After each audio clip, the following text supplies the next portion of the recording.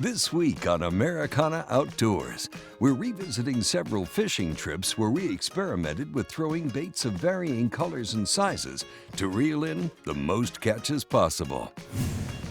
Okay, first up, we're looking at a trip where Wade Middleton and Jeff Reynolds discovered that the bait of the day was the Little Jon Crankbait.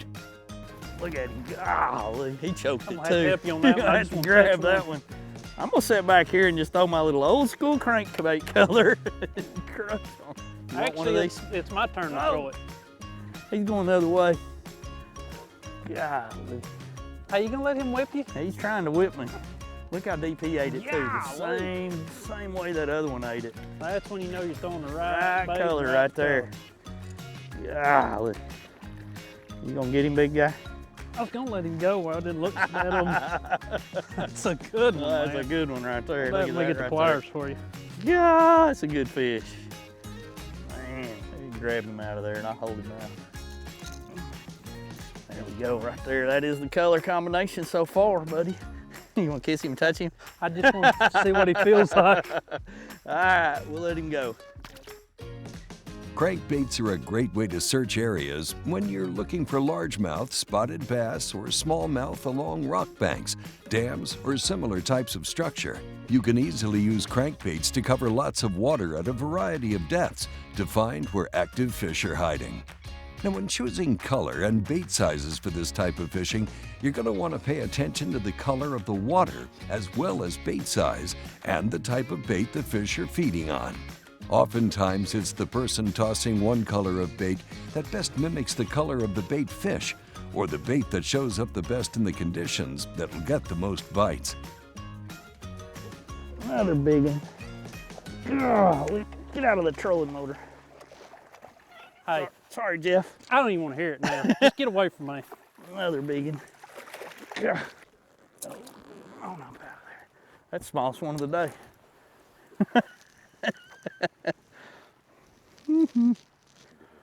Go back in there, buddy. Man, that's fun. I mean, the bite. You know, when it's not a tap, it's not a tick.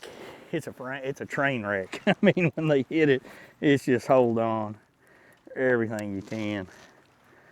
I'm actually only throwing 12-pound sunline on this, so I'm really kind of watching it. I've landed 3 fish in a row. I got a few little nicks in there. I think you ought to retie. Just I am. The only reason Jeff wants me to retie is so that he can get a few casts. He's a self-professed guy that does not like crankbait fishing. This is not his favorite way to catch them, but when I can catch them cranking, I absolutely love it. After watching Wade catch fish all day, Jeff finally decides to tie a crankbait onto the end of his line, and it's about to pay off.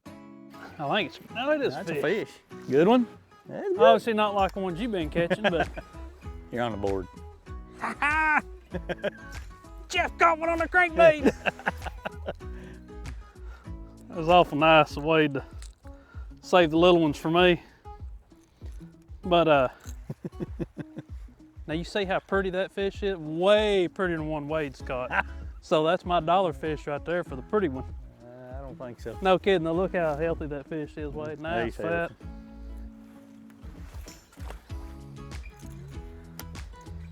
Guess I like a crankbait now.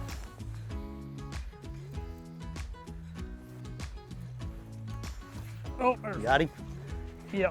Good one? I don't know. Uh-oh. Coming up. Oh, I like it when they make a splash like that. That's a good one. You want help? Yeah, you might need to Lift that one. He got some shoulders on him. You got him? Yeah. Oh, yeah.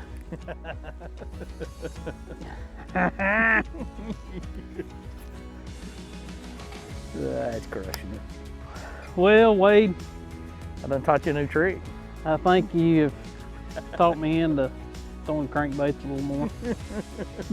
This time of the year, well, really any time of the year, a crankbait will catch them, but this time of the year, it's just what I love. That bite, when you get them dialed in and they're biting, is so fun. That's a good one right there. That's a good one. That's a good one.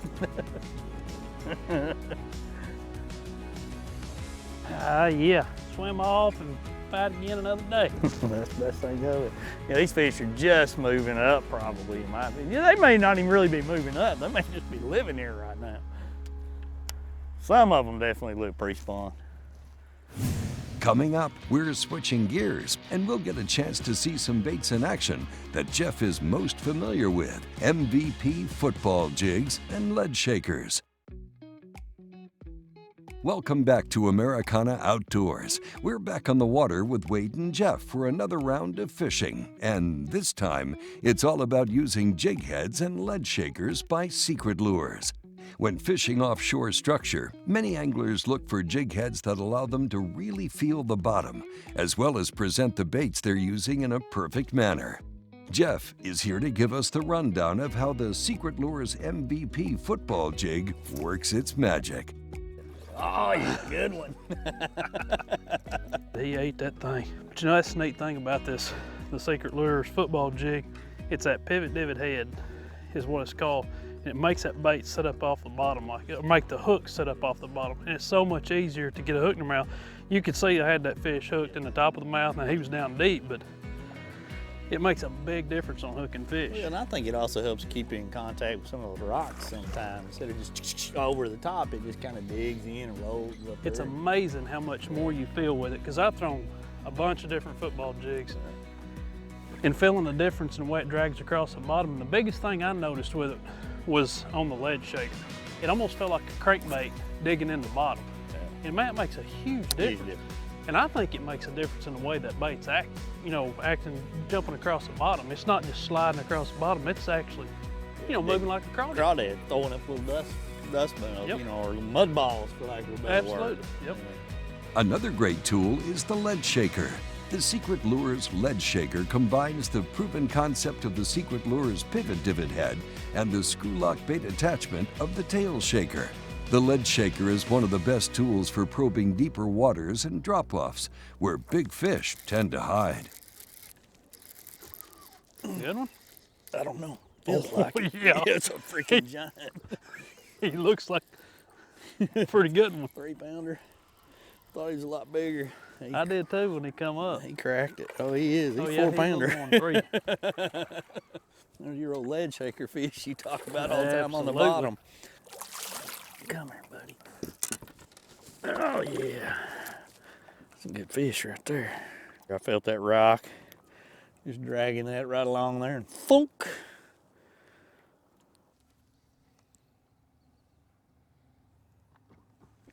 That's a dang fish. Come over there and grab that.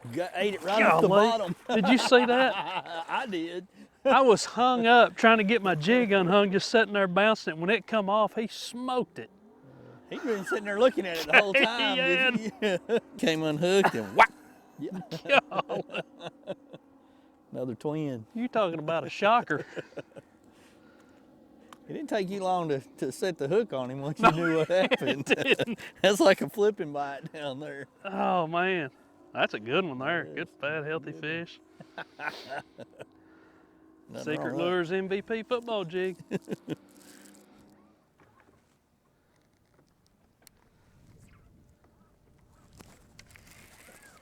Stay with him. Got him. This might be a little better one here.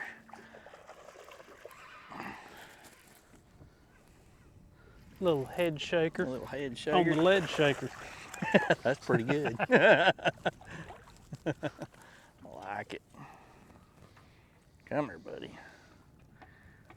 I like it. It's just something about getting bit on the bottom. Yep. It's just always fun. And that's a good testament, just showing, like with me throwing this football jig, you throwing that more of a finessier worm on that lead shaker. They don't always bite both of them. Just because you're dragging both of them on the bottom don't mean that they're always gonna bite them. It's always good to have both of them tied on.